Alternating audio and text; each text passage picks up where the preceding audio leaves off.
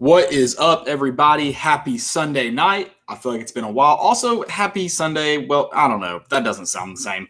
I'm getting the Sunday scaries. Not ready for Monday. I hope listen, none of us are, so let's just come and enjoy this little time with us. We'll postpone the Sunday scaries for you a little bit. Postpone them. It's a lot better transition.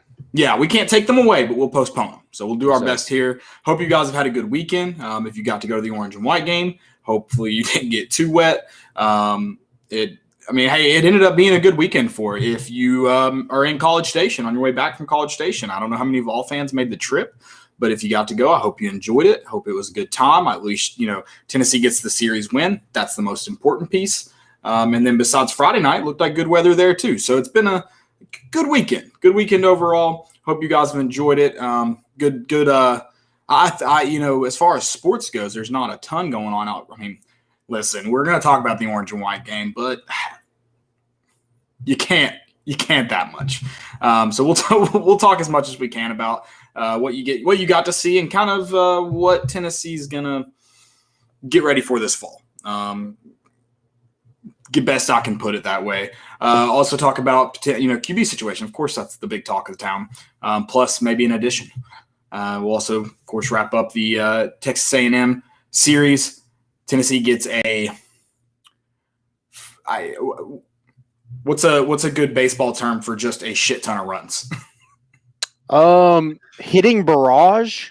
Okay, hitting barrage. I like that. So, or I like the nuke party, baby. Oh, is that like, where did you get that? Is that off the top of your head? Is that a tweet? What?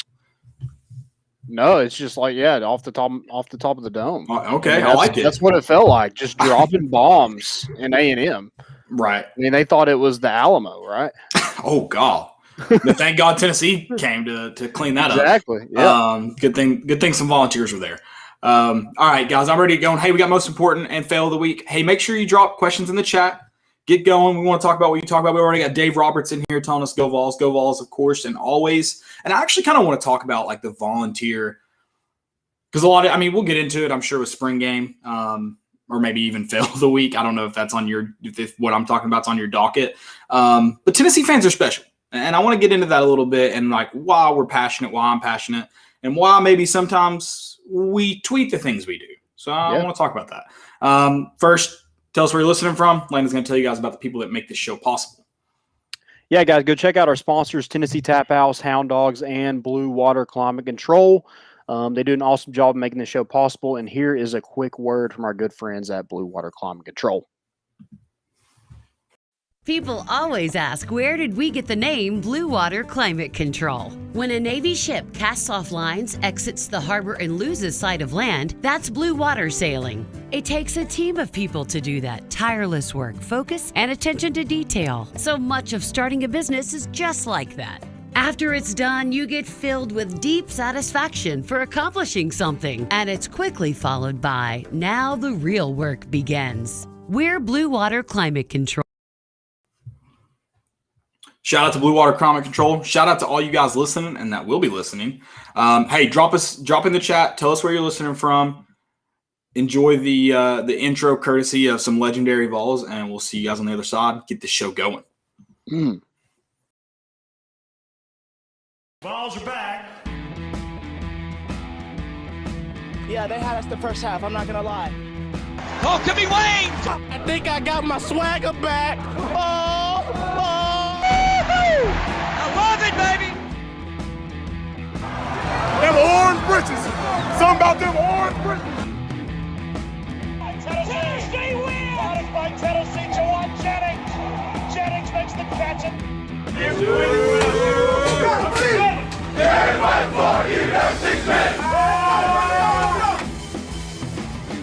We just won a basketball game, and we're very happy right now. I made up my mind. I don't expect to ever look back. I'm going to stay at the University of Tennessee.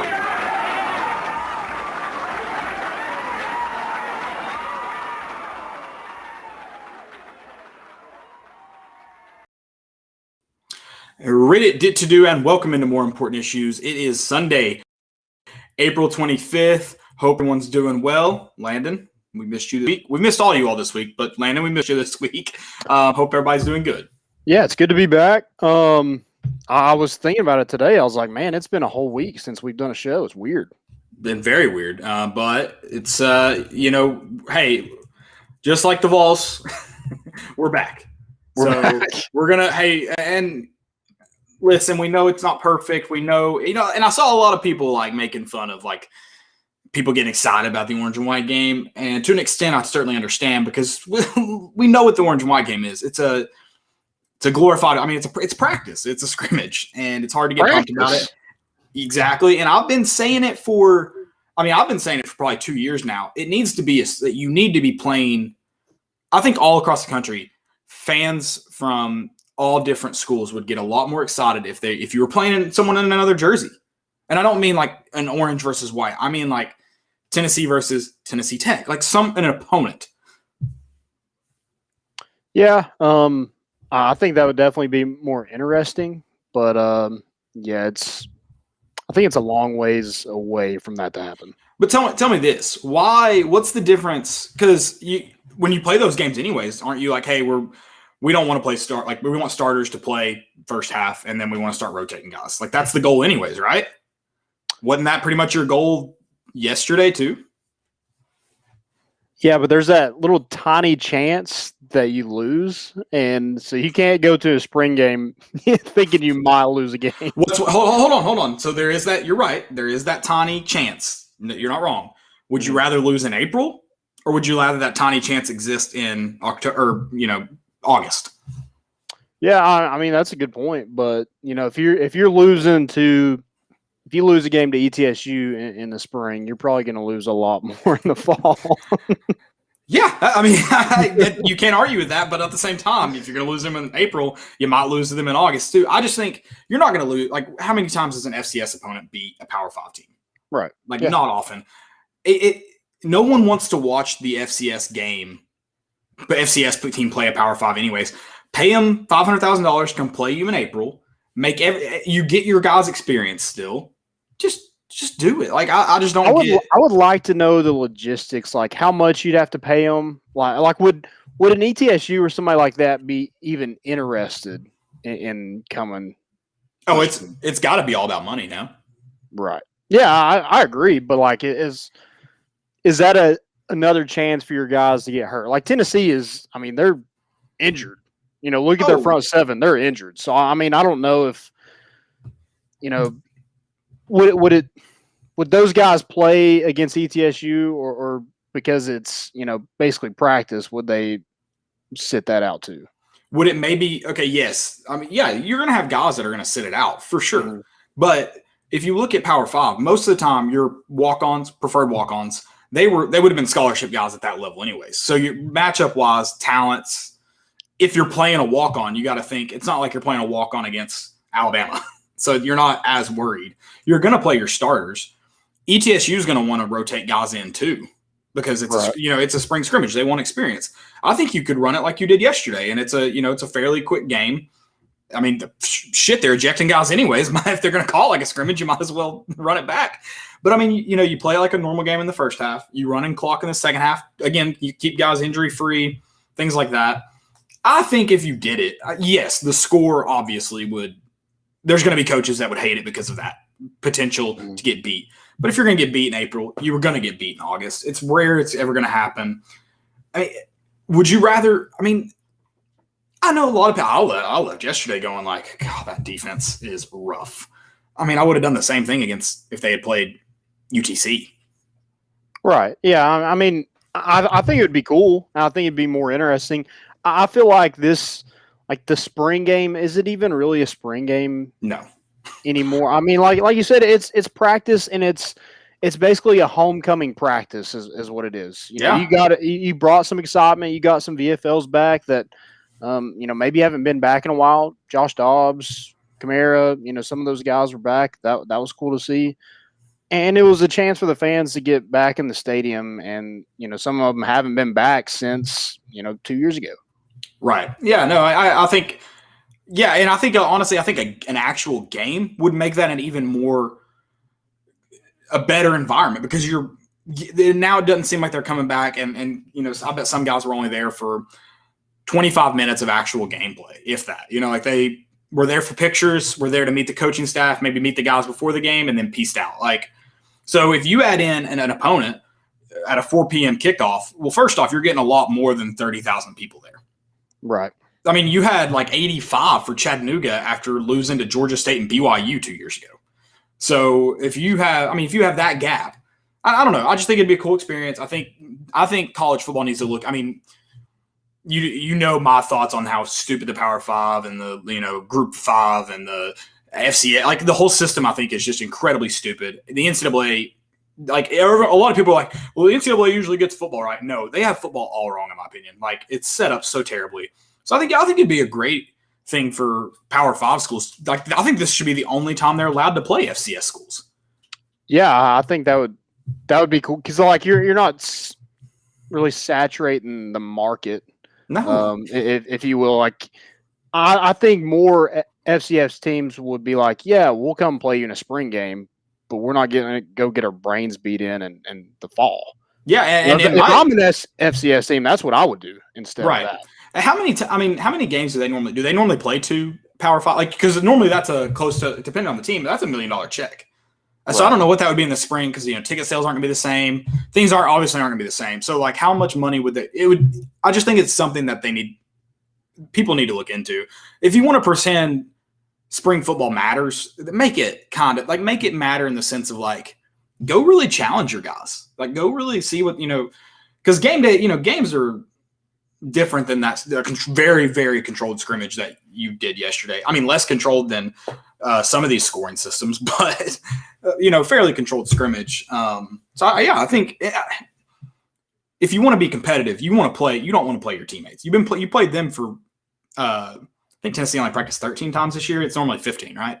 Yeah, something like that. So you've played them for 15 practices now at this point. You want to go and hit somebody that's not the guy sitting next to you in the locker room. Yeah, I think it'd be a little bit different probably from coach to coach just because like this is a new staff coming in, so they probably want all the time they can with their guys. But yeah, I would like to see, maybe something. I do think it was a lot better. Heupel's not the salesman that Butch Jones was, but the scoring system is, even though we couldn't get it right, even though the score wasn't right on the scoreboard, at least At least it was something that you could follow, whereas Butch Jones was just like he was the only person in the world that understood that. I don't know if he understood it. I think he was just like, yeah, give 1 point here, and then 2.5. Oh no, 3.5 points there. It was madness. I was like, we don't have decimals. But yeah, I mean, I guess it's a competitor in me. It'd be fun. We're gonna steamroll that. We'll pitch the idea. Chris brought it. It hadn't been a real game in years. I thought I remember going to games when I was little, and I was little, so I felt like a real game. So does it? I guess that's the question. Does it feel? We need to get like a 10-year-old. Just ask them.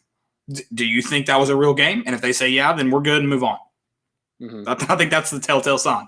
But I mean, overall, seemed like you can't get to it. That's what sucks. Is like, I mean, if we had gone out there and we had seen, I mean, I guess you did see a lot of points, but I mean, you've seen the defense flying around. I mean, you still got to walk away and go, it was the orange and white game. Yeah, because you can dissect just about every position, but when you really get down to it, you're like, who did? Because let's look at the player of the game yesterday. It was Jack Jancic, and a lot of people didn't even know Jack Jancic was on this team. I did not know that he was on this team. I'd like to start with that. But I would like to also point out that when he was at Catholic, I said he was the best player on Catholic's football team. Yeah, he was. So I had no clue he was on campus. But, I mean, he's the reason they beat Brentwood that year. It was a really, really great game. He's the reason they won. Put him in. I mean, if you want to win, put Jancic in. It's that simple. Exactly. Put 22 in, baby. John Jancic was there for it, by the way. He was, yeah. Also, how many kids do they have? I think they have another one. I mean, good God, it's like the freaking Mays brothers. But that was when he called that first touchdown pass, I was like, which Jancic? And I was in the boat of like, he has another one. I was like, yes, he did have one at Catholic. So Yeah, he's probably the best athlete out of all of them. it's hard to judge, man. I mean, Brock was a stud in basketball.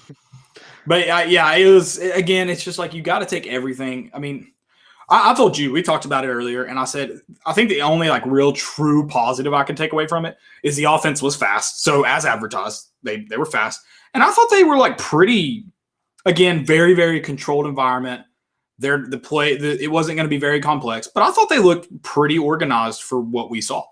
Yeah, I mean, besides Hendon Hooker's just terrible interception, I mean, I just mean lining up and going fast. That's all I mean. Yeah, I mean, they took care of the ball, so that's something we're not really used to.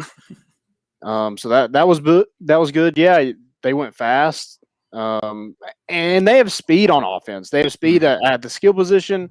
You know, their tempo. I think it's something to really be excited for coming this fall, because you saw what Ole Miss did last year in the first year under Kiffin. I mean, their defense couldn't stop anybody, but hey, they're going to score points. At least it was more interesting than, if you're going to go 7-5, at least score points going 7-5. Yes. I actually tweeted that. The only fun brand of football is winning football, but also yes. And to the defense, yes. So my point about the offense is I just thought, because I think that was one thing was like when Heupel came in, they had that offensive press conference. It was like, hey, this is a lot to learn, and I'm sure there's still a ton to learn. But if we can get this installed and if we can get to the line of scrimmage fast and correct, like you're ahead of the curve. And I mean, I think I didn't see any just glaring mistakes that I was like, I mean, good God, there's no chance they're gonna, you had quarterbacks who were all new, and I'll say that you have. I don't know about 3 completely different types of quarterbacks, at least 2 completely different types of quarterback. And I thought both of them seemed to work just fine in the system. So that's encouraging. You're not like sitting there going, wow, you can't, you have to be mobile to exist in the system, or you have to be able to sit back in the pocket and throw a great deep ball to play in the system. I guess that's a positive, is that, again, take it with a grain of salt. That could mean the defense is that bad. Yeah, I mean, Harrison Bailey is knocked because, the athletic ability isn't what you think about when you think about this offense. But, I mean, he looked as good as anybody did yesterday. Right. And, I mean, he was probably your best player on the field. I said Jack Jancic was a player of the game, but, I mean, Harrison Bailey threw him one of those balls, and kind of threw him open too. That one down the sideline. Hey, yards. The best player of the game doesn't have to be the best player. Dellavedova pretty much won. I mean, the Dellavedova pretty much won the game. MVP of the the turning point for the Cavaliers. So it doesn't have to be the best player always, Landon, unless you think Dellavedova was the best player on that Cavs team. There's no. I don't even know where Dellavedova's at anymore. Couldn't tell you. I have no good guess. That's how good like LeBron is. Like somebody is somebody. You never hear from him again when he leaves the team. Okay. Okay. Yes, to your point about Dellavedova, but also Dellavedova just played really, really good defense that game, and maybe one game. Yeah, the one that mattered. Also, probably helped that. I mean, when you're a shooter like Steph, like you got to miss one night, right? Right, yeah, and Dellavedova happened to be standing in front of him for some of those misses. Exactly. So yeah, I think. But yeah, I think. Let's talk about quarterbacks real quick. That's fine. I mean, we're going down that rabbit hole anyway, so we might as well just get. We were gonna do it. I mean, I didn't think any of them looked just terrible. I mean. I thought I thought if we're gonna go in order of what we saw yesterday, based on nothing else, I think 1 to 3, it's Harrison Bailey, Hendon Hooker, Brian Maurer. But I did think Brian Maurer looked at times very, very comfortable, and I mean, I thought he looked like he could be the start. Like if he was a starting quarterback, I wouldn't be totally upset. I'd be a little upset, just because you're gonna lead the country in turnovers. Take the 2. I meant like take those 2 out, not like you don't have them and you're like Brian Maurer, starting quarterback. I wouldn't just hate it. Like I didn't think he played that bad. Yeah, you're right. He's turnover prone. Yeah. And I mean, he makes he goes out of the pocket and makes a throw down the sideline to Jalen Hyatt. I'm like, oh man, what a throw. And then he has an intentional grounding penalty. Like he's all over. He's the most inconsistent player I've ever seen in my entire life.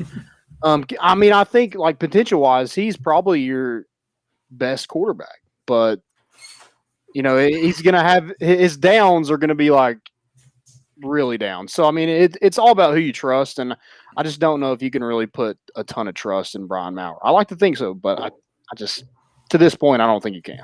Yeah. And I'll say this. I thought Harrison Bailey was the best quarterback yesterday, but I've got to think experience-wise, that coaching staff is going to probably, if you played your first game tomorrow, I would probably think they roll with Hendon Hooker as the starter, as the number one quarterback. Yeah, we talked to Eric Kane last week, and he said that would be his starting quarterback. But yesterday, since we've kind of heard Hendon Hooker was probably the leader up to this point, I thought yesterday he didn't impress me to where I was like, yeah, I could see that. I didn't see that yesterday. I didn't think oh, yeah, he's been the starter all through camp. No, that's not what I saw yesterday. I think that's kind of been the theme, though, is he's not the starter because he won it. He's kind of the starter by default. Right. And I don't think Harrison Bailey went out there and won the job. So I think if I was still going to make my choice, just like we did with Eric Kane last week, I'm probably still taking Hendon Hooker as a starter. Yeah, I mean, but there's no doubt Harrison Bailey had a good day yesterday. Yeah, no, for sure. And it wasn't like Jalen Hyatt just burned a walk-on down the sideline. I mean, some of his throws, like Jack Jancic, yeah, he was probably going against a walk-on cornerback, but Jack Jancic is also a walk-on receiver. So for him to make a good throw like that to somebody that probably doesn't get a ton of reps in practice, I think that's – I saw enough yesterday where I was like, if Harrison Bailey is your starter, I think you could do a lot worse than having Harrison Bailey, because we saw that last year. Harrison Bailey should have started the whole entire year. Yeah, he was – I would say really good chance he was your number one should have been your number one. I mean, I think that's Harrison Bailey I thought looked best yesterday. I don't think he looked good enough for me to be like, yeah, that's your starting quarterback. That's my only hesitation to it. I thought all three looked pretty good. I mean, I wasn't too – obviously the Hendon Hooker pick six wasn't great. But I mean, that was a really bad mistake. And I mean, that was pretty much the – also, looking at it from a spring game, they're in non-contact. So, Harrison Bailey's probably going to thrive in that because he's not a running quarterback. Hendon Hooker and Brian Maurer weren't really able to make a ton of plays with their legs because they were in non-contact jerseys. The gray jerseys, the smoky gray jerseys came back. What do you think about that? I'm a big fan of smoky grays. I hate the smoky gray on white. It's true. It's kind of. I wish we could have just gone full smoky gray if we're gonna. But apparently they sold all the helmets, so. Just got to make new ones. Yeah, exactly. You just got to make new ones. Danny White, you're up. Yeah, you're a guru for marketing and fundraising. So there you go. There's your task: baseball and then smoky gray helmets. There you go. Right. Pecking order. Exactly. I'm a baseball guy, obviously, but I'll take the smoky grays over a baseball upgrade. Actually, I think you can do both at the same time. I don't think they need to be. I don't think you need to prioritize. I think the University of Tennessee can afford both of them. So just put them both on number one list. Smoky gray helmets and I don't even need the smoky gray jerseys, but the smoky gray helmets are gorgeous. They're gorgeous. Don't let those go. I hate that so many good things happen with Butch Jones. Because, we're trying to get rid of Checker Nealon. Checker Nealon is effing gorgeous. Neyland Stadium's beautiful with just people in it, without people in it. But with Checker Orange, or Checker Nealon, it was beautiful. It should not die off with Butch Jones. Beautiful. I mean, that's the greatest pictures of Neyland Stadium are when Checker Nealon is there. And it wasn't, that wasn't his idea. So why should it die off with him? If the fans want to put it back together, it's going to be put back together. But that's the problem. A lot of people are like, oh, that's a Butch Jones thing. That's not a Butch Jones thing. God, it's so stupid. Just like beating Florida wasn't a Butch Jones thing, but it's the last time we did that. Yeah, let's see if he's able to do a checkered stadium in Jonesboro, Arkansas. Do enough people know where Jonesboro, Arkansas is to fill a stadium in Jonesboro, Arkansas? There's no way. There's no way. I couldn't point it out on the map. I'd be lucky to get to Arkansas on a map. I have one contractor there, so I do know where it's at, but it's not because of Butch Jones. It's because of something else. But big geography, guys. So tell us where you're listening from. I'd like to learn where Jonesboro, Arkansas. I don't really care about Jonesboro, Arkansas, unless you're listening from Jonesboro, Arkansas. Northeast Arkansas. Then I'd like to know. I do want to also ask you thoughts on a transfer quarterback. I know this isn't really orange and white game, but you wanted to go quarterback. I'm cool with that. Okay. Thoughts? Potential transfer, because it seemed like he had committed and then maybe. Apparently he's enrolled already. I don't know how that's possible. He would have had to enroll in January or February. So I don't know. What's the argument? We can just look. I don't know if that's true. I saw someone say that, but yeah, I don't know. But Joe Milton, apparently he was here this weekend. I did see that he was here this weekend, along with a linebacker. Do you really want? I guess we do. We just talked about quarterback spring game. I was about to say we can just talk about the transfer portal because Tennessee's going to need to hit it hard. Yep. And I think it does kind of tell you how this coaching staff kind of feels about their quarterback situation right now. I don't think they're satisfied with it whatsoever, and that's why you try to go get somebody else. And with that's kind of been the thing that's kind of held Tennessee back is quarterback play. So you definitely want to find somebody, within this offense. It's only going to work if you have a good quarterback that's able to run it. Yeah. Hey, there is a Joe Milton. Don't know if it's the Joe Milton enrolled currently, an active student at UT. So interesting. I feel like that's a fairly. Oh no, he was. Yeah, this has to be him. Admitted summer of 2021. So there you go. Joe Milton's enrolled. He's here according to UTK directory. Okay. Online, so he's here. I mean, maybe he didn't want it out there. He wanted to make a decision. Whatever. Sorry, yeah, it's okay. Well, I mean, because it was announced, and then he said, I'm picking between Tennessee and Washington State. But I do think it's funny how JG's is still kind of in a quarterback race with a potential Tennessee quarterback. Yeah. I'm not going to talk about that. Sorry. No, you're fine. The throw is terrible, man. It's awful. Let's talk. I want to get into that later. That was kind of the fan thing I want to talk about. Okay. So I want to ask you though, orange and white game. I mean, we could go position by position. I don't think it would be helpful. I don't think you learned enough new. I do just want who impressed, and then was there anything that kind of surprised you, good or bad?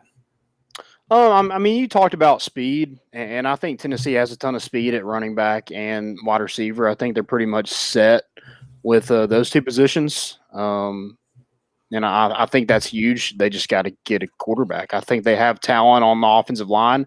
They have options at, wide receiver, running back, Small, Beckwith, Jalen Wright, Tyon Evans. I mean, I think all those guys looked pretty good yesterday.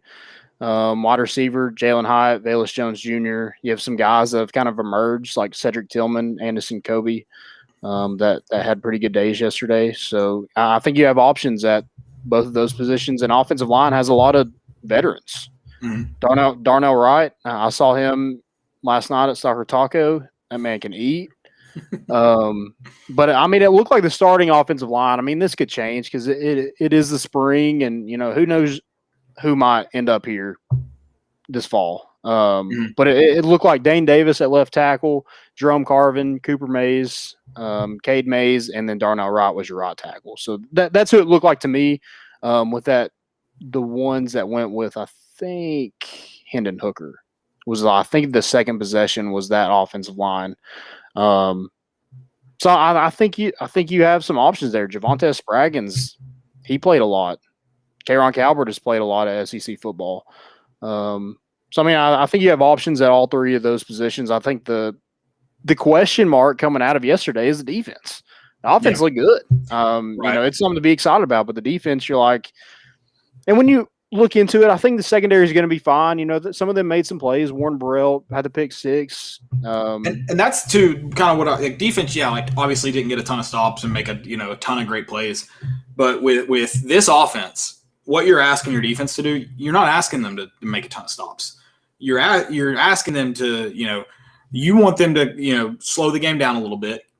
Hopefully, not let teams score on first and second down, or first and second play of the drive or anything like that. Slow the game down a little bit, and then also make some big plays. And they made a big play with the pick 6. So yeah, and I thought Alontae Taylor looked pretty good. I mean, and I think he has all the tools to be a really good corner, and not just the SEC, but I think he could be drafted. But he's got to get rid of the bonehead mistakes that he's had in the past. And if he's able to do that, I think he'll be just fine. I think that secondary will be just fine with the amount of experience that they have. I think Willie Martinez is a really good coach, so I think they're going to be fine. The front 7 is what worries the crap out of me. And it's the defensive line, but it's really your linebacking group. I mean, defensive line, I think they're going to service you. You need a playmaker. Like, no doubt you need a pass rusher playmaker. But I think they'll service just fine. It's really the linebackers that just scare the crap out of me. Yeah, and the defensive line yesterday didn't look great, but they're also missing a ton. Byron Young didn't go. Aubrey Solomon, Elijah Simmons, Latrell Bumpus, all those guys didn't dress out. So, I think they have enough talent there to be, like you said, serviceable, and they have a really good coach in Rodney Garner. But yeah, they're going to have somebody either emerge as a playmaker or go get somebody else because, who could? It's Tyler Barron going to be? Can he build on what he did last year? Right. Can Byron Young be, a legit SEC threat off the edge? Can Darrell Middleton make it the next step? I think Matthew Butler's been pretty good over his career. Can he, take a step up as well? But yeah, the linebacker is where you're just like, oh my God. Yeah, it's tough, and hopefully they can address that. Transfer portal. I mean, I don't know how much space you truly have. Like that's one issue is you can only bring in so many guys, and with Tennessee having a ton of needs, you're not going to be able to just completely address those in the transfer portal. But hopefully you can address some because you're desperate. I mean, that's it. You just – especially – I mean, really, I think you should be pretty much using all your resources at linebacker. Not that there aren't other positions of need, but that one you just need bodies. Yeah, you do. And you will get 2 back in the fall. You'll get Jeremy Banks and Roman Harrison back, so that'll be big. I mean, those are probably 2 guys that will probably be a starter, at least in the second team. I don't know where Morvin Joseph is. He looked – apparently he's had a good spring, but this is also the first time he's played inside linebacker. Same with Roman Harrison. So, Jeremy Banks is basically your only – and Sloan Page are basically your only 2 guys with any kind of experience. And then you might get 2 more back with Martavius French, Aaron Willis, when they are able to come back. Guess they missed out on all of spring. But, those are 2 guys that were, highly touted. I think Martavius French had some playing time last season. So, I think you'll get some guys back. But, yeah, it's definitely a question mark coming out of the spring. Yeah, and let's kind of just roll into that fall checklist as far as what this team really is going to need to address going in. I know we talked about some of it just a second ago, but I mean, really going to need with what from the scrimmage, for this team to be any kind of successful come fall of 2021. Yeah, I think the first thing was me is find some help at linebacker. I mean, transfer portal, getting guys back. You did have Juwan Mitchell on campus. You did. See, I mean, I think there's room on this team where you can add a couple playmakers, but this defense, like you said, is going to need some playmakers, and I just don't know if they have enough to be really competitive in the SEC. Right, and it would be a lot of it'd be great if Tennessee could go out and go and get kind of like extra to your roster on any given year, in the transfer portal. But right now, it's just you have so many areas that you absolutely need it, and then they're not necessarily places you go and just get they can't get the best available. You're not looking at. I mean, obviously, I think Tennessee's just going to kind of end up doing that, just kind of nature of the beast. because it's not a draft. You have to go out and recruit these guys. And a lot of these transfers, the transfers that can actually help you, a lot of them they're looking for better situations, and Tennessee can't necessarily offer that for all of them. Now, some are probably transferring because of playing time, but I'm sure a lot of it's, I haven't looked at the full transfer portal. I have no idea, but I'm sure a lot of people are looking for wins. Yeah, and it's all about like why you're transferring too. Like that's, did something happen? What was there's a reason why these guys are transferring. It's not just like they're, I want to go win a national championship. Because if that's the case, then, they're not coming to Tennessee. Right. And sorry to say that. Sorry if that makes you mad, but that's just the fact of the matter. Hopefully that changes in a few years, but it's just not the nature of the situation right now. Yeah, Tennessee got crushed by the transfer portal. For it being as big as it is now, it was just a terrible timing thing that Tennessee was going through a coaching change. Basically, all your, kind of best players just left. With Henry To'oTo'o, Crouch, Eric Gray, Wanye Morris, all those guys went to better situations. And, to be determined with Crouch and Henry To'oTo'o, but, from the people that they've been linked to, it seems like they're, they want a better situation than what they're in. And yeah, for sure. And did you see Eric Gray's run at Oklahoma? I think he had it makes me freaking. I didn't watch it, but that's Tennessee kind of got shafted with the way that worked out. And it sucks because but it's good. Like the basketball team is taking advantage because the timing thing. It's like Tennessee is on.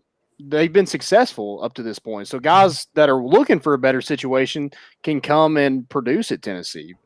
But, the football program, they're just completely opposites of, success the last, 5 to 10 years. Right. It's tough.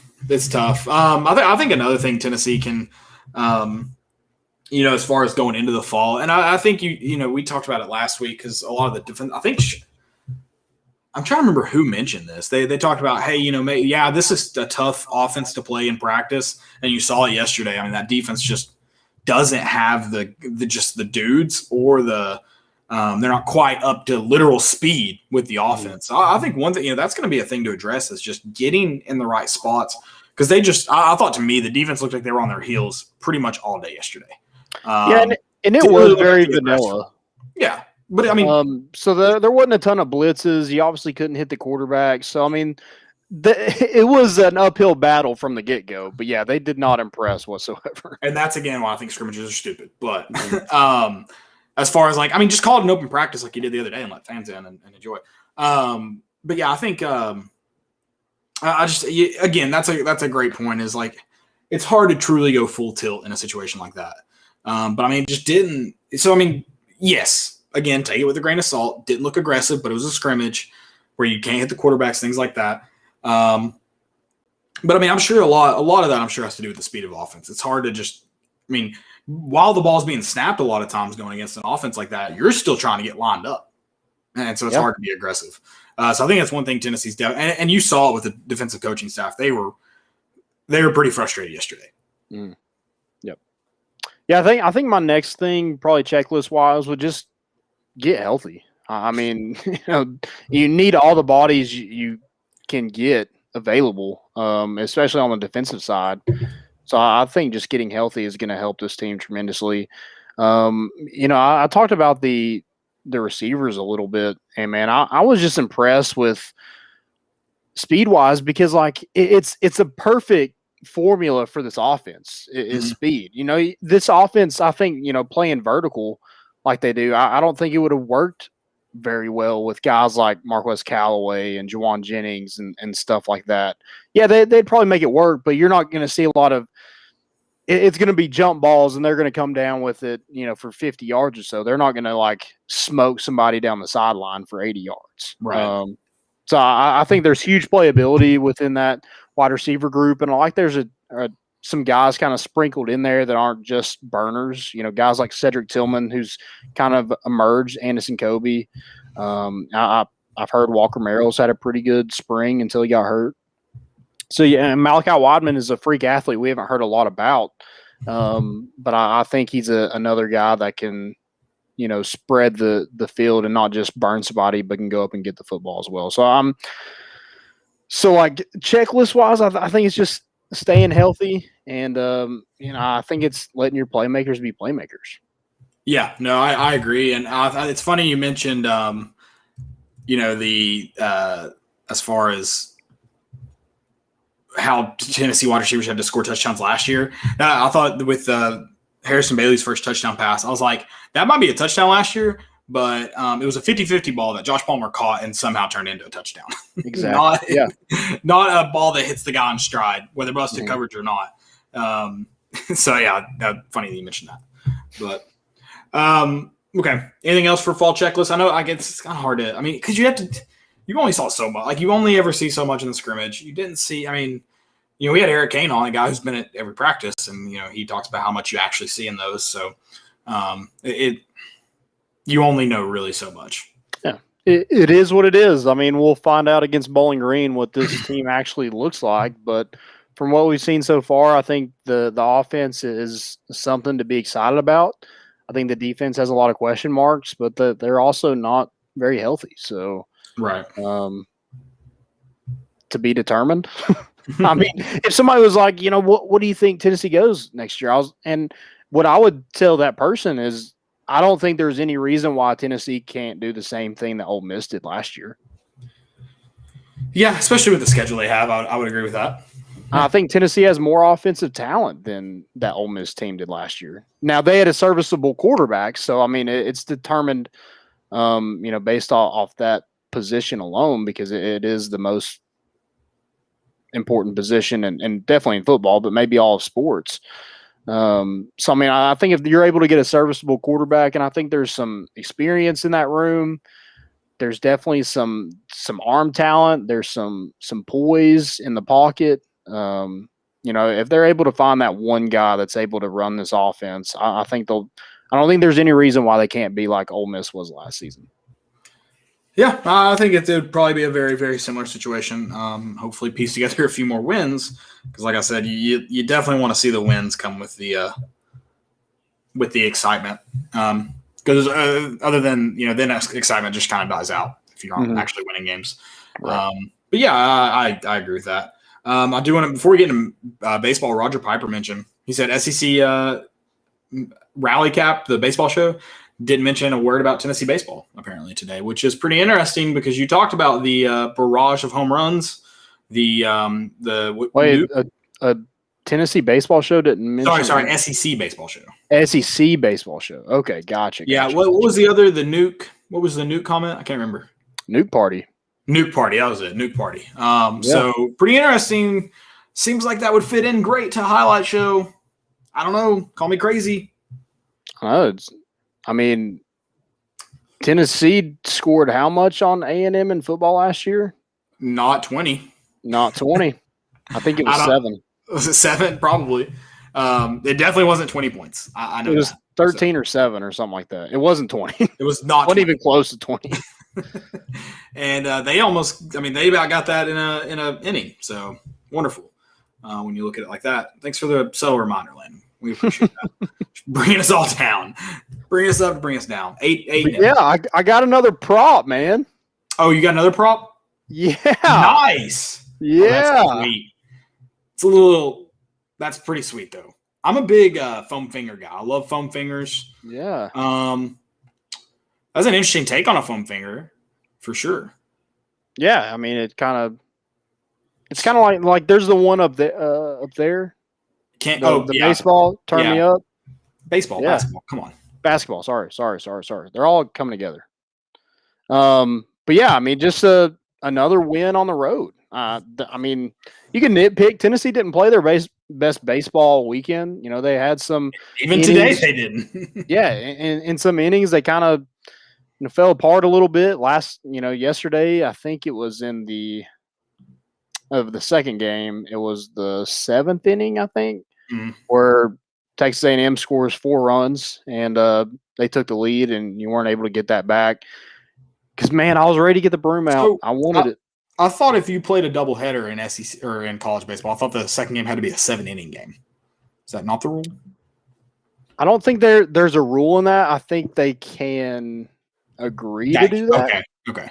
But I don't think there's a specific rule. So I mean, if you're able to get 9 innings in, you want to play 9 innings. No, I agree. I just thought that was a rule because didn't Tennessee and LSU technically their second game that Saturday, wasn't it technically a doubleheader? Or sorry, technically a 7-inning game. I know it went into extras, and I can't remember what inning it ended up actually getting to on Sunday. No, I think they were playing 9. They were playing 9, and then the Sunday game was a 7-inning game, correct? That's what it was, I think. Oh, let me just pull it up. I think the second game was of that LSU series on Sunday. Yes. Yeah.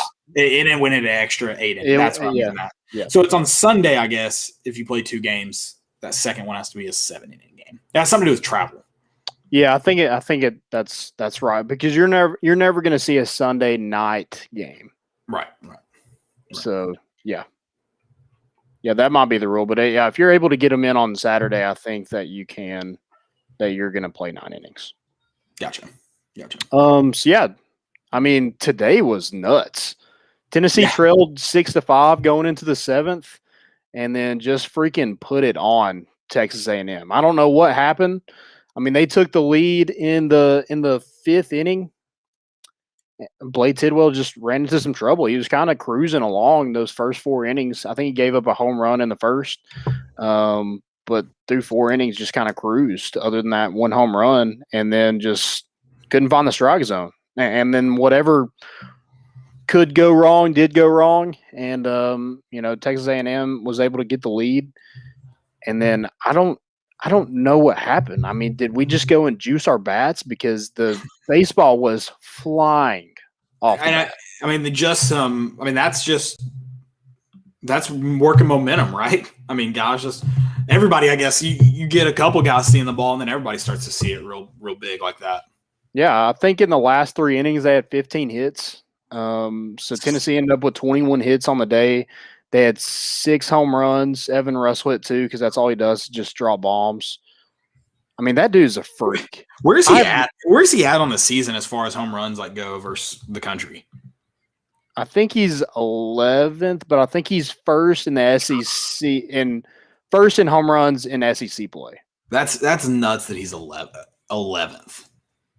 No, so he has 11 on the year. I thought you said. I mean, there's some guys like 15. Yeah. I'm sure there's a few guys ahead of him, but I can't imagine he's. Yeah, he's probably in the top 20 somewhere. Yeah, let me see. I'll see if I can pull any information up. But I was just thinking about that today. I mean, added 2 to the list. I was like, that man has got to be somewhere. I think he's hit 11. No, maybe he's hit like 10 in his last 16 games or something like that. I mean, it's just an insane. And they're SEC games too. It's not like he just went out against the non-conference early in the year and just tore it up.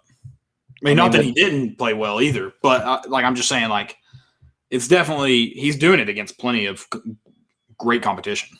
Right? Yeah. I mean, he just freaking crushed the baseball. I don't know what it was today, but in those last 3 innings, Tennessee just got pissed off, and they weren't going to lose. Yesterday, Kirby Connell ran into some trouble. Chad Dallas shoved it on Friday, just like he normally does. The first game on Saturday. I keep wanting to say it's Friday, but it was the first game on Saturday because it was postponed. And then Jake Rucker had a phenomenal series. He went 9 for 14 on the series, 3 RBIs, just kept getting on base, kept getting doubles. And Drew Gilbert, man, what a day he had today. I mean, he was poor kid. He was 2 for 40 in his last 40 at bats. And then today goes 4 for 6, 3 RBIs. Dang. And I'm sorry, I'm looking up, trying to find Evan Russell on here. He would be well back. There are a lot of guys with a lot of home runs. That's nuts to me. There's a guy there's Wes Clark from South Carolina's 3rd on the list with 15 home runs. And I think Wes Clark has kind of struggled since getting into SEC play, if I Gotcha. remember that correctly. So he's kind of slowed down a little bit. So a lot of his are probably in that non-conference. And it doesn't look like he's also a designated hitter too, but it also doesn't look like these have been updated this weekend. So like, guys have probably moved farther up the list. But yeah, that's where he's at. I also want to see like all these. I want to see like where Evan Russell looks compared to like Wes Clark is huge. I don't know if Right. you've seen him. I mean, he's a DH, so you expect like he probably feels every bit of his sleeves. I mean, he's jacked. Evan Russell's 5'11", 195. Let's see. So he's at 12 home runs on the year, by the way. Okay. So maybe he's at 11 in his last 16 Gotcha. games. Gotcha. Which is that's insane. I mean, that's just stupid. Yep. Golly. What is it like to be hitting that well? Like you got to just be – it's got to feel great to step into the batter's box and be hitting that well. Yeah, I mean sophomore year when they opened the season, his sophomore year, so that was 2019, I was like, holy crap, he's the best hitter on this team. I mean, I can't believe guys are still pitching to him this often. I know there's been some situations that he's had to get pitched to. Was that Vanderbilt that they ended up having to pitch? Yeah, Vanderbilt ended up having to pitch to him. They hit Pavloni on the hand, yeah, and then they had to pitch to him. And then he made him pay for it. Which I guess he had a 3-run homer today too. So I guess you don't want to. He had 2 3-run home runs today. Yeah, that's right. So I guess you don't want to necessarily walk him there either. But I mean, good night, dude. How do you not walk? I don't know. It's just nuts to me that he's still getting thrown to. I mean, surely we see later in this season that he's not going to get thrown to as much. Yeah, and Tennessee was hitting some balls deep to center field, and A&M Stadium it's 400 dead center. So yeah. I mean, it's pretty far out there. And Evan Russell hit his first one. I was like, holy crap! I mean, it hit the building behind that 400 sign. It's got to be 425 at least. And I guess that's too. We've talked about how Tennessee's done a really good job of grinding out and getting on base. I guess that's another part. I mean, if you've got guys in front of you getting on base, it makes it harder for teams to pitch, to walk you.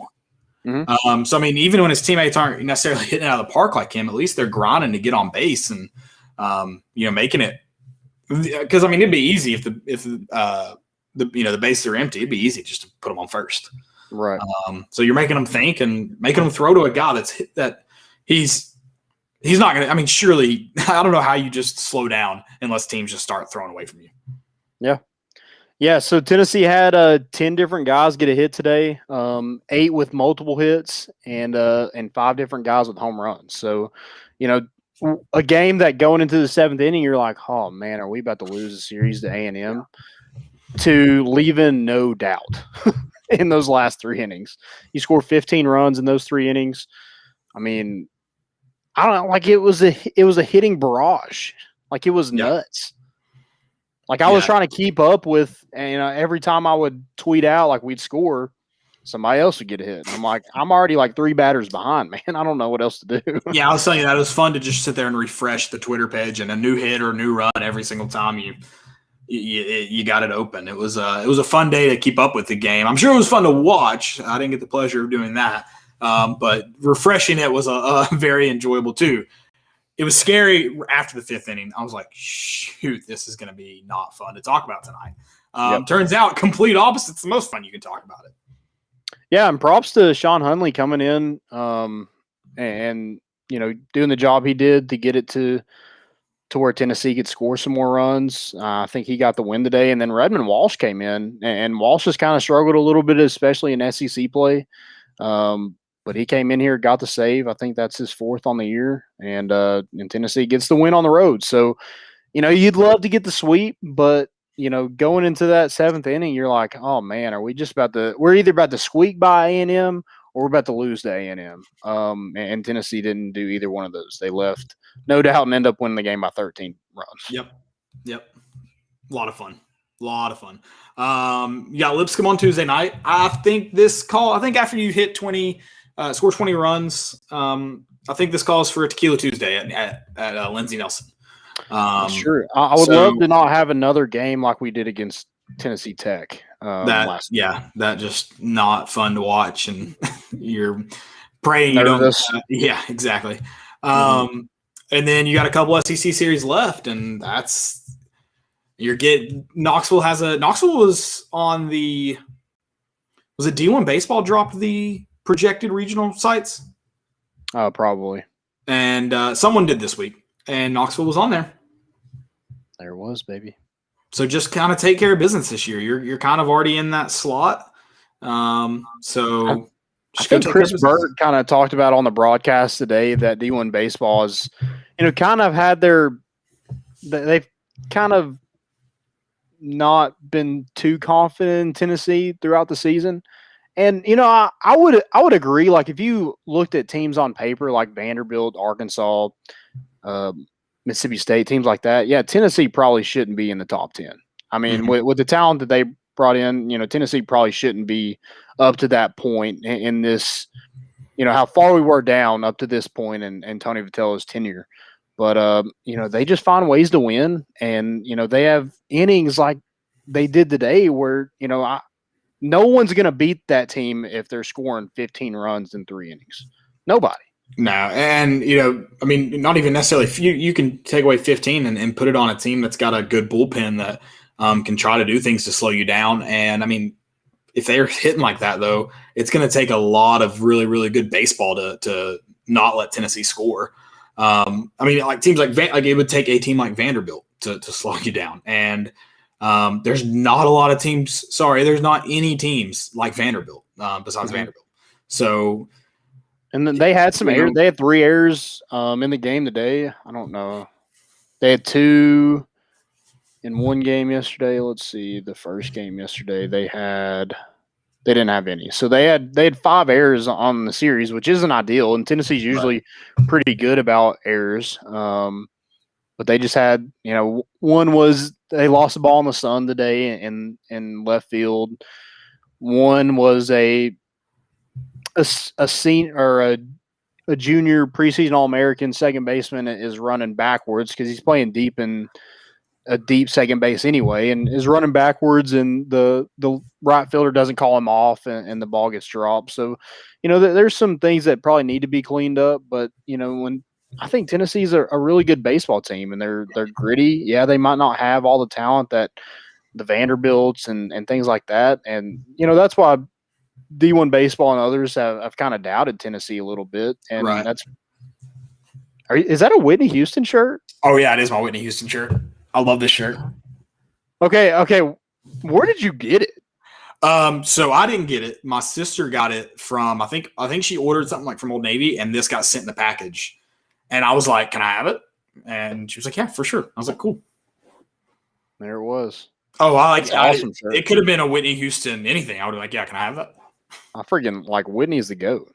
Oh, I love Whitney. Straight up GOAT. They're like, who's the best singer of all time? Hands down, Whitney Houston. It's not even close. No. Dolly Parton, close second. My queens in order are Queens. I didn't say best singer. Queens, Dolly Parton, Whitney Houston. Oh, yeah, Dolly's a queen for sure. But, like, singer, I'm going, like, pipes. It's Whitney all day. Listen. There's no second. I'm sorry. I love Dolly to death. She's Queen Bee. She's unmatched. Queen Bee. She's unmatched. But, like, Queen D.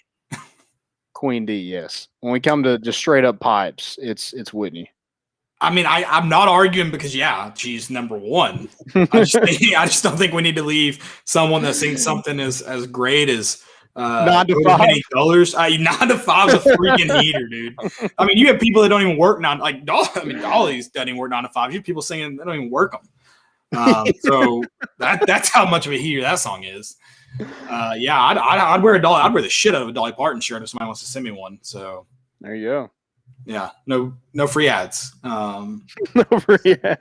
But send one. That's why you're covering Whitney. I just saw a glimpse of it. Exactly. I just pointed it out. Hey, if Dolly Parton wants to come on the show, you are welcome anytime. Anytime. I would change any plans for you. I would welcome Dolly Parton on before like Peyton Manning. So yeah, that's a hot take. Sorry, Peyton. You can come on after Dolly. Yeah, he's probably got a nationwide commercial to do anyway. So. But yeah, back to Tennessee baseball. I think this team is for real. I think they're able to compete with pretty much anybody in the country. They've got to clean up some errors, and I think they'll be just fine. Pitching wise, I think hitting wise, they can compete with anybody on any given night. Pitching wise, it kind of worries me a little bit that they do have tendencies to kind of give up, big innings every now and then. They just don't have the guys like, we saw Vanderbilt last weekend with Rocker and Leiter, and Tennessee just don't have those blow by guys. Now they got a freaking dog in Chad Dallas who I'll take over anybody and any given day. But I mean, other than Chad Dallas, I think it's kind of been by committee. It's not just like dominating pitching. It's hitting your spots, getting ground balls, getting pop flies, double plays, things like that. Tennessee's really good defensively. So when they're able to clean it up with the errors, I think they'll be just fine. Yeah, and I'll say this too as far as hitting. I probably a week and a half ago, 2 weeks ago, I would be like, man, until that bottom of the lineup really starts picking it up, Tennessee's going to struggle. Bottom lineup's picked it up a lot, and you can see how much it's benefiting the entire team. So, when Connor Pavoloni finally hit that first home run, here comes the bottom of the lineup. So, right, Evan Russell's kind of moved up a little bit. Max Ferguson has moved up in the lineup, and Jordan Beck got some hits this weekend. We mentioned Drew Gilbert's kind of struggled a little bit here in the past couple series, but he found it today. So hopefully they're able to carry that momentum to Lipscomb. And then this weekend is weird. They start on Thursday against Kentucky. That's right. I was trying to look at the schedule. Maybe trying to get a right field rowdies going. I don't know, something like that. And I'd have to do it illegally, the law. But maybe just a little tailgate right field rowdies one day, maybe Friday night or Saturday. So I love it. Let's do it. We need to logistically see how that could work because hey, you don't have to put up the grandstand. We'll just show up. And I think I can maybe get some hands on some tickets this weekend. So I don't even need tickets. I'll just stand on top of my car in right field. Okay, there you go. Just leave me a parking spot in right field. We'll do it. We'll get it straightened out. And we'll get those details out, hopefully. Friday. Oh, man. See, dude, what sucks about Friday night is just getting into town on time. What time is Saturday? Saturday's 1 p.m. So that sucks. It's not too bad. I am getting it. Guys, new niece today. Congratulations, Sam and Eva. New niece this week. I'll be seeing my niece this weekend, hopefully. You're an uncle. I'm an uncle for the 17th time. Yeah. I'm a seasoned vet. Yeah. There's nothing new to being an uncle. It's just another one. Exactly. And you got another one on the Christmas list. Listen, I've won a lot of championships. I'm not going to change anything up now. It's just trusting the process and make, things work out from, just keep grinding day to day, 9 to 5 process, trust it, go win ball games. That's all I do. So. Is this your congratulations speech? Yeah, no, this is like the press conference that you just won. And it's like your first spring press conference back. And Nick Saban's like, listen, I'm not going to tell you who the starters are. We don't even that kind of, yeah, that one. So even though everybody knows it's going to be Bryce Young. Yeah, exactly. And Mac Jones actually is going to come back after. Dude, was that the worst pro day of all time? I didn't watch his. Oh, yeah. I didn't watch it. I just saw like the highlights of it. Oh God, he was overthrowing like Devontae Smith. He had one through the middle of the field. It was terrible. And I was pretty high on Mac Jones after the season. So, yeah. And shouldn't you thrive in your pro day? Yeah, it's weird because like you always get like one guy that's been like he's kind of under the radar, and then he's like really hyped up right before the draft. That's Mac Jones. Zach Wilson. Wait, no, what? No, Zach Wilson. Zach Wilson's going to go number 2 overall. But like he was going to go number 2 like long before like the last 2 months. Then it was like, oh, the 49ers are taking Mac Jones 3rd overall. I'm like, 3rd overall? The guy who almost lost to Tennessee in Tuscaloosa? No. He had a great year. He did. I thought there was another name thrown out for the 49ers. Is it officially Mac Jones? Is that who they're like kind of the words about? God, that's stupid. But like the 49er fans are just like, hell no. So dumb. I do like Mac Jones. I think he is a very good quarterback. Third overall. If I'm taking a quarterback, if Zach Wilson and Trevor Lawrence are off the board, I mean, I'm not touching Zach Wilson. How do you not touch Justin Fields? I'll say that Carolina got the sweet deal to get. I think Sam Darnold was drafted way too high, like not even close. 100%. But I think he could be a serviceable NFL quarterback. So I think Carolina got a sweet deal in all this, as far as like the Jets going to get Zach Wilson. Shut your mouth. I'm so mad about that. He's terrible. He's trash. Well, I mean, if they had people around him, like you're not going to win games with Sam Darnold and Christian McCaffrey. You're not going to win playoff games with Sam Darnold and Christian McCaffrey. But I mean, if you he definitely wasn't going to win anything in New York with that team that they had. Correct. But I mean, I think for the most part, okay, here's the thing. I think Sam Darnold was like, I would rate his NFL career better than I thought it would have been according to his college career. But he'll never get the underrated tag because the Jets are stupid. Because the entire NFL is stupid. Right. Like everyone had him as a first rounder. The dude was not a first rounder. See, you don't think Zach Wilson is going to be okay? You think he's going to be like? Do you think he's going to be better or worse than Sam Darnold was in New York?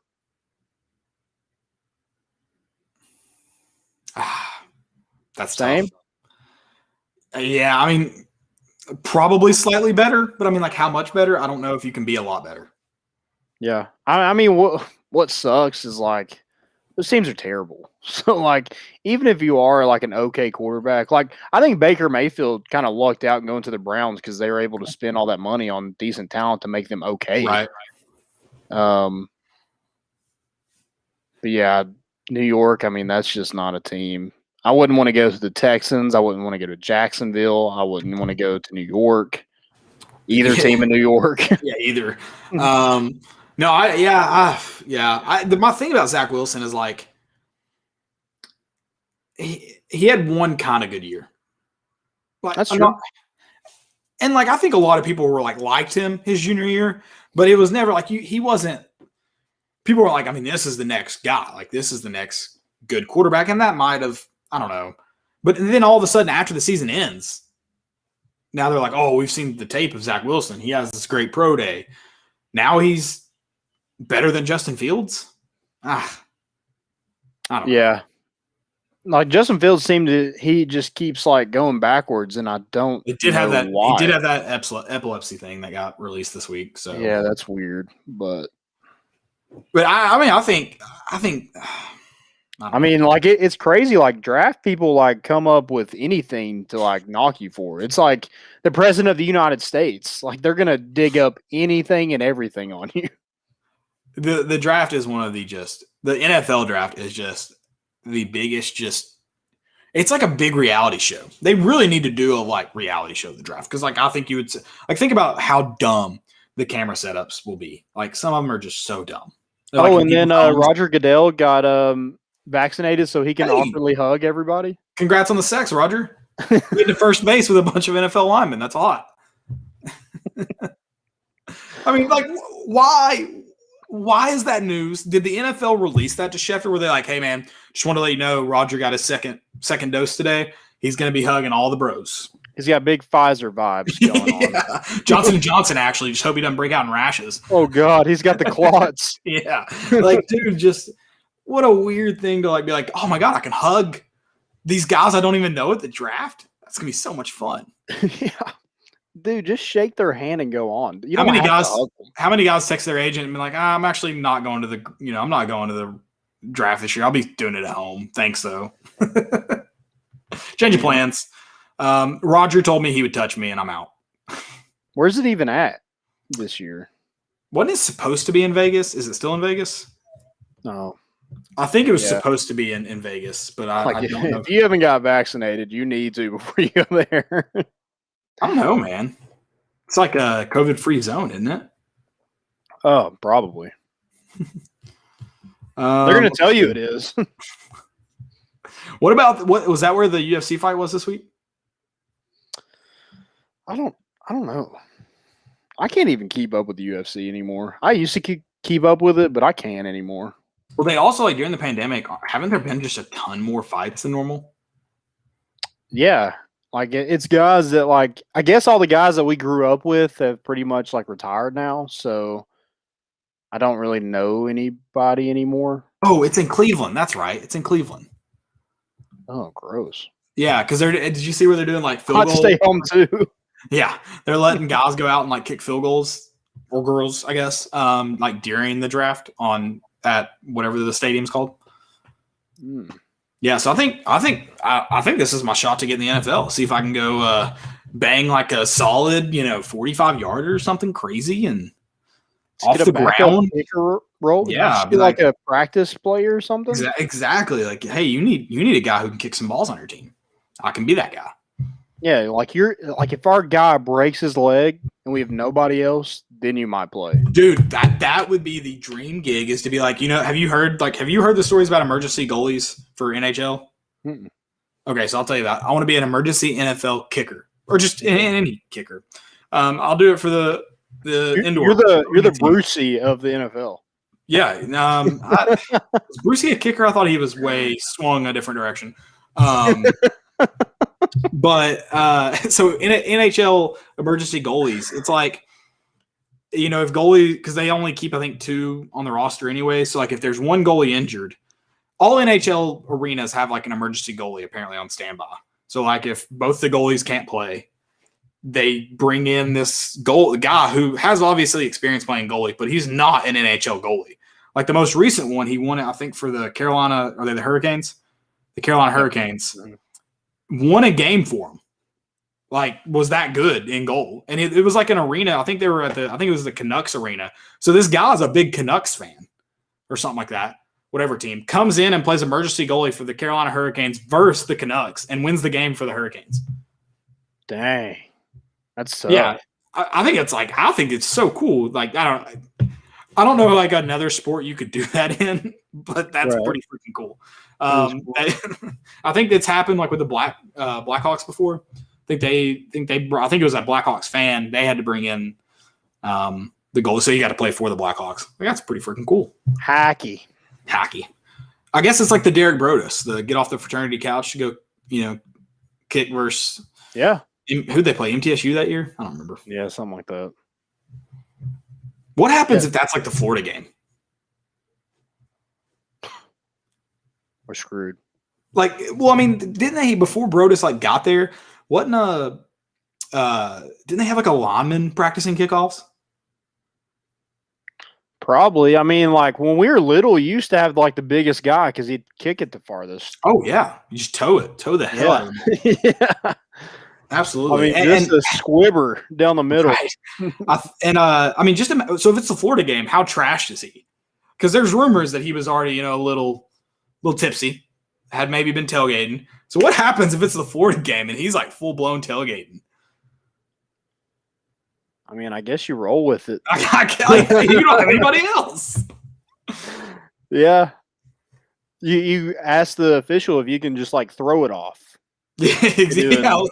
Backyard football. flag football here. Yeah. We're gonna throw this one downfield. Yeah. You got to call out if you're kicking or throwing it. You got to give the little signal like, hey, this one's a toss. That would be a perfect job for JG. He like literally gets to throw it to the other team. God bless. Okay, let's get into most important fails. Let's get into those because before we get into most important, I do want to talk about that. Also, if you have any questions, drop them in the chat. Yeah, drop them in. I'm sorry, I've done a bad job of monitoring the chat today, but drop them in. Okay, so we've gotten a bunch of comments, and I've just been terrible. I apologize. Been off my game. Took a day off, and now I'm off. But so that video gets tweeted out. I shamefully watched it. I didn't want to. I don't care about him. He's not our quarterback anymore. I wish him the best of luck. Go on. But like the Tennessee fan in me that, it's easy to poke fun at Tennessee right now because we're down. We've been down for the last 10 plus years. Yeah, it's 15, almost 15 years. So it's easy to poke fun, and I get that. So he moves to Washington State and the chattering, oh, he's getting out of a toxic situation. He's going to do better. Well, like the kind of person to me that's like, it wasn't Tennessee. Like that. See, it's not just Tennessee. That like made me a little happy. I hate it for him. I hope he does good. I would love to see him do good at Washington State, just because I don't wish ill on anybody. But it's like when someone dumps your buddy, you're kind of rooting that girl does a little worse when she gets away. Like that's your buddy. Like that that's why you cheer against them. It's just you're fans. We're fans. We should. Especially because people have been the entire time like, oh, Tennessee fans have treated him poorly, blah, blah. I mean, I don't know. I just, part of the Tennessee being a fan of this team, someone leaves the team, and then that happens. I didn't tweet about it. I won't tweet about it. I did watch it. I didn't want to. I did watch it. It was bad. I mean, 3 guys were going to intercept that ball. He wanted to test him, man. You want to test them. I respect it. Test the defense. Shoot. You got any most important of the week? I mean, how can you not say Tennessee just dropping bombs right in front of Johnny Football? Oh, was he at the game? He was there yesterday, so I don't know if he was there today, but he was there yesterday. So well, hopefully he made it out for the show, Yeah, hopefully. God, I took a screenshot of this Arkansas, probably just because their jerseys are so ugly. Have you seen Arkansas's baseball jerseys? They look straight out of like 2006. No, but Tennessee Tech, their uniforms other night were some of the ugliest uniforms I've ever seen in my entire life. Really? I'll have to go look at them. I don't think I saw them. They had it had like a tiny stripe until it got to like the knee, and then it got like a big stripe down to the ankle. And I was like, this looks like a freaking redneck softball team. Maybe that's what they're going for. Maybe. But it was not a great look. Sorry. Go ahead. I don't think I have any more most importance. I mean, Tennessee not losing the spring game was nice. And but did they win? That's the question. They didn't lose, but did they win? No, see, that's the thing. Nothing went terribly wrong, so I'm going to count it as a win. Okay, fair. My first one, did you see Cole Calhoun of the Diamondbacks? No, I did not. So had a little foul to right field territory, I guess. Oh, I did see that. And Cole Calhoun goes to get it, has to reach into the stands, and a little kid actually outbids him for it. And it's just like all-star reaction. Because, I mean, it's got to be easy to get pissed off in the moment, because there's like, at least they were at Braves. At least it wasn't a Diamondbacks fan that caught it. It was a Braves fan. But, typically you see those guys get pissed off about getting in the way of the catch. So it's cool, like his reaction, just to fist bump the kid, made the kid's day very clearly. Hey, feel good. Yeah, you got to want it more. Exactly. You want that foul ball, you got to go get it. I mean, if he's a Braves fan, he's not going to let you have it. No. It was a great one. My next one, I don't know who the announcer is from Texas Tech. Did you see the foul ball go to the press box in the Texas Tech West Virginia game? And he has to get the hand out of pocket, and no doubter, and even framed it. Even more than a strike. He got it up in there. And so great play by the Texas Tech play-by-play guy. That's awesome. I think I've got one more. Oh, I do have a most important. Sorry. Hey, the University of Tennessee tennis school. The University of Tennessee beats Florida, and some controversy down the end. The line judge just being SEC officiating, baby. Yeah, exactly. Going to Birmingham, you never know what's going to get right. Oh, we can't get away from them. Some questionable ones, and then a cool video though that got tweeted out. What made me think of it? Lady Vols tennis on the bus. I don't know where they were going. Celebrated on the bus as it went. Love it, baby. One Tennessee. Yeah, love the dog pile at the end. I think it was their first SEC championship since 2010. They got to celebrate twice, so that made it. Oh, yeah, exactly. That's beautiful. That is beautiful. My first one is there was a list that came out. It was the best pizza joints in every Power 5 college town. Tennessee's was Dazzo's. Guys, Gavino's is the best pizza in Knoxville.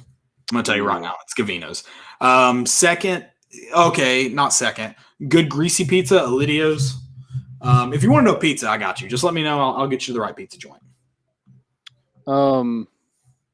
What's the one in the Old City? See, that's like drunk pizza, but it is delicious. That is Da Vinci's.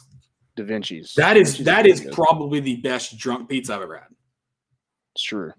Yeah, I don't think I've ever had it sober, so I couldn't I say almost it's got the it one best. time. I was kind of like craving it one time. I was like, I could go for some just greasy ass Da Vinci's. There you go. Yeah. South Coast, you think it's up there for you? South Coast is good. It's not as good as Gavino's. No. Okay. It's probably like in my mind, it's probably better than Elidio's because it's not as greasy. But Elidio's is good. Elidio's is a lot like Da Vinci's. So I had Vino's not Vino's in Arkansas this past week. Oh yeah. And it was like one of those just like hole in the wall, like just kind of, I mean, not gross, but you're just like, yeah, I probably don't want to like ever scrape up this floor. That's the best. That's the best food though. You go in there. Oh, it was delicious. You're like, I don't really want to eat here. It was delicious. Yeah. Yeah, we pulled in and my buddy that I was with, he was like, I don't know if we should eat here. I was like, if we go in and it looks like somewhere we shouldn't be, then we'll leave. And it was teetering to that point. You're like, yeah. But as soon as you walk in there, like, what do you want to order? And we're like, okay, yeah, sure, let's order. So they kind of sucker you in. Like if you're through the doors, you're in there. I like that. That's a good strategy. But this is why it's my most important because it has Alabama listed with Chuck E. Cheese. I saw that, which is very interesting. Apparently, then the response was from the person that made this list, I just picked somewhere that the college kids like to go. Bro? Why are college kids hanging out at Chuck E. Cheese? Oh my God. I was like, stars on the line, bro. That's not a great look at all. Yeah. Also, I didn't know Chuck E. Cheese is open. Haven't they filed for bankruptcy like 85 times? Did they not get a little suspicious when they see like 80 college kids just walking through there all the time? Yeah. Go get them grow up and get a Dave & Buster's and spend money like a real adult. Cheap ass Chuck E. Cheese. Yeah, you don't have tokens. We have cards now. Exactly. Okay, fail of the week. Fail of the week. I have Georgia softball. Okay. So they hit a home run, but the girl who hits the home run jumps over home plate and doesn't touch it. And she is called out. No. So what constitutes, like, when do they get out? Don't they have to get to the dugout first? I think they went and either I don't know exactly what happened in this situation, but yeah, either they tag her or they like check it, and if she's like out of the baseline, she's out.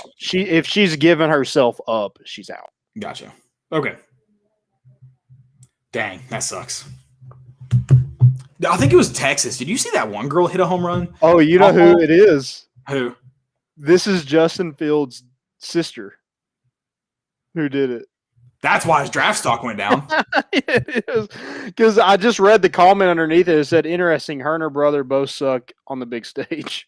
Dang, golly. That's terrible. I'll never say that. But that's hilarious. That is hilarious. I won't lie. That's hilarious. Okay.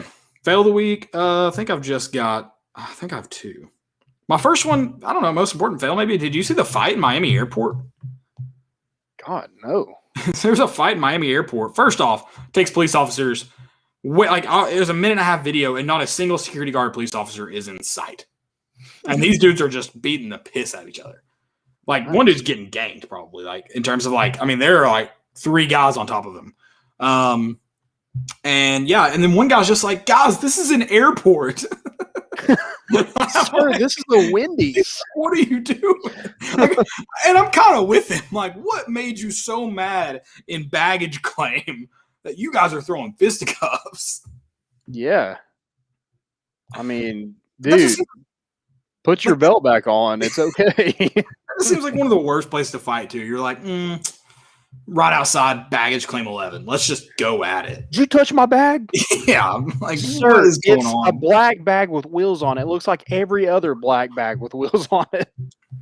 No clue, like, what's going on. But So yeah, I had to pick up my great bag, video. and they had to send it to Knoxville. We had a connecting flight, so they sent it to Knoxville. So I had to pick it up. And did they like lose it? Like, or no, they just had to put it, I guess, somewhere because it had like come through, so they had to put it somewhere.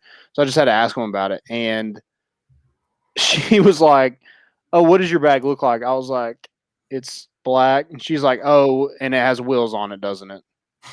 And I was like, "Yikes!" what do they want you to say? It's an 8-pocket bag. I'm like, it has my name on it. It looks like luggage. I don't know. I can tell you what's in it. I understand her frustration, but I'm also don't like. Maybe don't ask that question. Like, you should have asked that and been like, "Okay, yeah, you're right. Good point." As soon as she said it, I was like, that's probably a stupid thing to just have a black bag like everybody else, but it is what it is. It's all I can afford. It was a gift. It was a gift. It was a Christmas gift. I don't know. At the same what else to do time, with it. I have a blue one that I fly with. Yeah, there's a lot of blue ones too. Exactly. So it's like, what color do you get? That's bright pink. That nice. I saw a lot of people, they like tie a bow on it.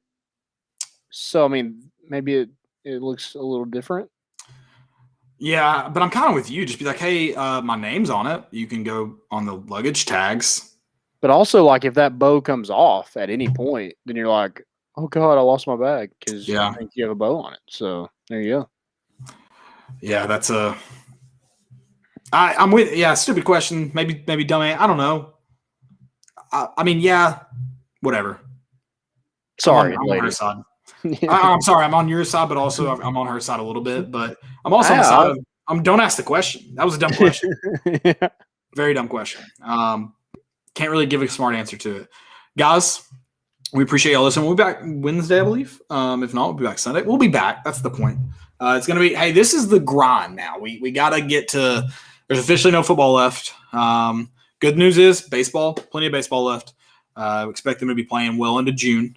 And, plenty of that. Hopefully, maybe speaking of flights, maybe looking at Omaha. And that's what we need to do. We need to here, Tony V. We need you to get to Omaha. We need to set up an interview with Peyton in Omaha. With Tony V. Yeah, sure. I mean, bring the whole crew. But we are going to do that baseball roundtable one day. We need to get it going. It might be a good thing to do. Maybe let him take a vacation, but maybe see if we can get him after the season. Kind of just talk the season. Yeah, talk about a national championship and yeah, exactly. It'd be fun. Be real fun. You have anything else? That's it, guys. Always appreciate y'all hanging out. Can't wait to be back. Yeah, go Vols. Play Lipscomb on Tuesday. Going to get the dub, and then we play Kentucky on Thursday. Also, football has ended for the spring, but, recruiting is going to pick up here in June. So we'll have plenty to talk about throughout this offseason. So stay with us. The kids can get back on camp. Like, you can have official visits in June, right? Yes. Yep. Excellent. Everything's open back up in June. As of now. I guess they could that's technically close that. But, yeah, as of now. Guys, that's all we got. We're bringing the boat in, and we out.